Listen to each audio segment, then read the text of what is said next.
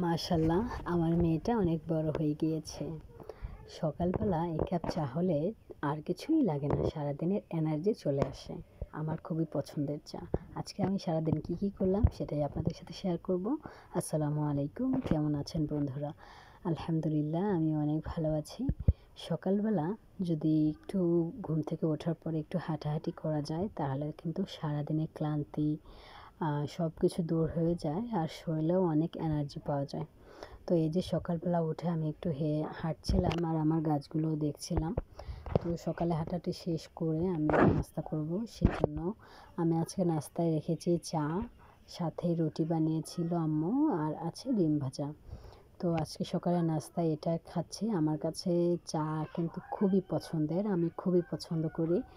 আমাকে যদি সারাদিনও চা দেয় আমিও খেতে পারবো, আমার কোনো সমস্যা নেই। তো এই যে চা খেয়ে এরপরে আমি চলে যাচ্ছিলাম দুপুরে কী করব সেজন্য। তো আজকে সকালের নাস্তাটা আমার কাছে খুবই ভালো লেগেছে। আপনারা কে কে চা দিয়ে রুটি খেতে পছন্দ করেন বা ডিম ভাজা দিয়ে রুটি খান, অবশ্যই কমেন্ট করে জানাবেন। আর বন্ধুরা, আমার ভিডিওগুলো আপনাদের কাছে কেমন লাগে সেটাও কমেন্ট করে জানাবেন। আপনারা যদি আমাকে ভালোবাসা দেন তাহলে আমি ভিডিও করতে কিন্তু অনেক উৎসাহ হতে পারি বা আমার খুবই ভালো লাগে, অবশ্যই কমেন্ট করবেন। তো এইদিকে এই সবজিগুলো আমার ননাসের বাড়ি থেকে পাঠিয়েছিল আমাদের জন্য, তো সেটাই এখন রান্না করব। এখানে এই যে ঢেঁড়স ভাজি করেছিলাম, সাথে কুমড়া ছিল, সেই কুমড়া দিয়ে চিংড়ি দিয়ে রান্না করব, আর হচ্ছে মাছ সবজি দিয়ে ভাজবো। তো এই যে এখানে এর মধ্যে ওরা আমাদের গাছ থেকে আমরা পেড়ে এনেছিল, সেই আমড়াগুলোই কাটতেছিল আমরা মাখাবে। তো এই যে আমড়াগুলো বতি হয়নি এখনো কচি কচি, তাই যেন খেতে আরও বেশি মজা হয়েছে, একটু টক টক লেগেছে, তবে ভালোই লেগেছে। এই যে আমড়া মাখিয়েছে, দেখতেও কতটা লোভনীয় হয়েছে। আমি রান্নাঘরে বসেই খাচ্ছিলাম। আপনাদের কাছে কেমন লেগেছে অবশ্যই কমেন্ট করে জানাবেন, আর আমড়া খেতে কে কে ভালোবাসেন সেটাও জানাবেন। তো এই যে আমড়া মাখা খাচ্ছিলাম, এরপরে আমি একটু আমার গাছের দিকে যাব। আমি এখানে অনেকগুলো ফুল গাছ লাগিয়েছিলাম। এটা হচ্ছে একটা পাতাচোনা গাছ, এটা কিন্তু খুবই উপকারী একটা গাছ। তো সেটা ভালো মতো আমি পাতা টেনে ফেলে রেখেছিলাম, সেটা দিয়ে গাছ হয়েছে অনেকগুলো। তো এই গাছটা একটু উঠিয়ে লাগাবো, সেজন্য আর একটা টব রেডি করব। আর আমার ফুল গাছগুলো আপনাদের সাথে শেয়ার করলাম। এখানে অনেকগুলো ফুল গাছ লাগিয়েছিলাম, একা একা আমি যতটুকু পেরেছি সেটাই আপনাদের সাথে শেয়ার করছি। এই যে অ্যালোভেরা গাছ আছে, মরক ফুল গাছ, 10টার ফুল, 9টার ফুল, অনেক ধরনের ফুল গাছ। যখন ভালো মতো ফুল ফুটবে আমি আপনাদের সাথে শেয়ার করব ইনশাআল্লাহ। তো এই যে গাছগুলোতে আমি বিকেলবেলা পানি দিয়েছিলাম, আর যেহেতু এখন বৃষ্টির সময় তো পানি ওরকমভাবে দেওয়ার দরকার হয় না। তো এই যে আমার মেয়েটা গোসল করে সে এখন হিজাব বাঁধছে, সে নামাজ পড়বে। আমাকে নামাজ পড়তে দেখে সেও নামাজ পড়বে বায়না ধরেছে, সে কোনো মতেই হিজাব খুলবে না। তো এই যে এরপরে আমি একটা ওড়না বেঁধে দিয়েছি, বলছি এটা পরে থাকো তুমি।